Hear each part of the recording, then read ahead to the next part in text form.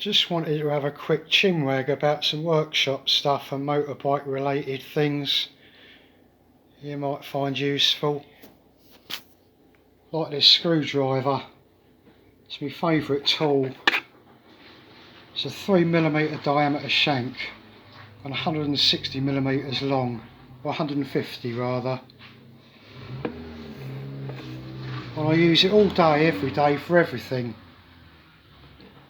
I can't be without it. It's brilliant for piston circlips and moving piston rings about. But I could rattle on and on and on and on about it, and I can't sing its praises enough. If you haven't got one, see if you can get hold of one. I don't know where this one come from. I had to search around for it. I think it was a carburettor screwdriver of some sort.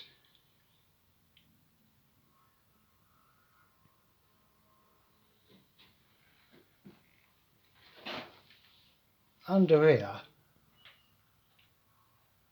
is a bag of earplugs. I bought an open face crash helmet a couple of years ago, and I've always worn full face lids. But with open face lids you get all your bugs in your face, and I got stung by a wasp in the cheek 2 years ago, and the thing crawled into me right ear, and it's been in there for 2 years. And the day after it happened, exactly the same thing happened with my left ear.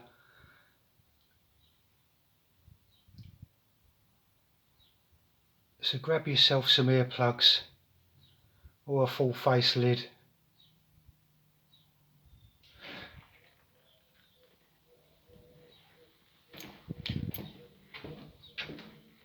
I wanted to show you what I believe to be the most important bolt on a motorcycle, because it's always the one that's first to come loose, and when it does, it's a problem, because you won't be able to change gear and you'll have to take that shaft out and renew it. These Suzukis use an 8mm thread, whereas the Kawasaki and Hondas they're a 6mm. I've put an Allen bolt in mine because I mainly carry Allen keys. The whole bike is all Allen bolted now, so I've only got to carry 3 Allen keys instead of spanners. But a lot of the time with a hex head you can't get a spanner on here because it's too close to the foot peg, like on this Kawasaki over here.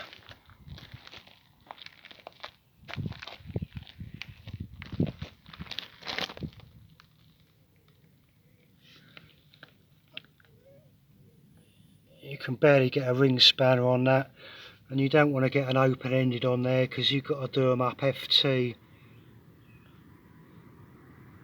And then obviously the thread strip, and it's of no use to anybody.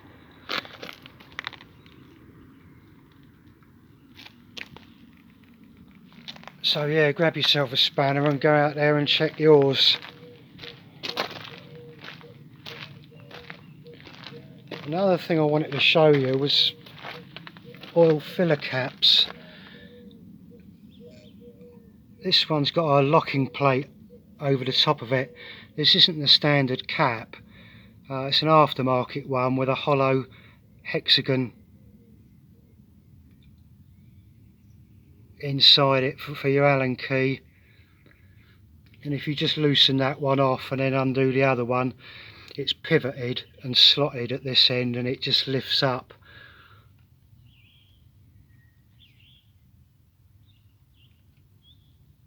But they're notorious for vibrating loose.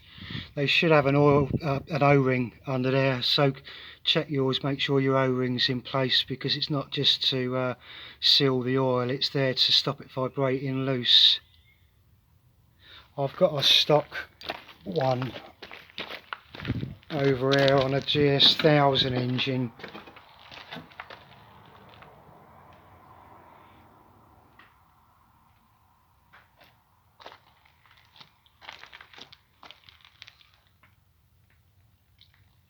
These flat pieces can break off if they're really tight to undo, but if you've still got an original one, then you can just drill a small hole there, about 2.5–3 mil, and run some wire to like a dog lead clip and obviously clip it up somewhere.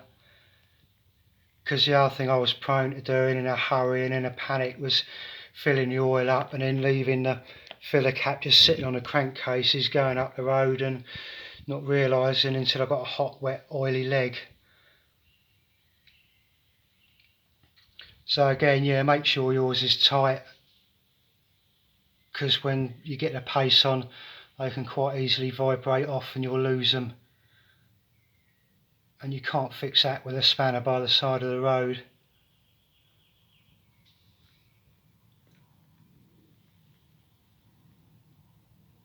Anyway, I hope that was of some use, and perhaps catch you later. See ya.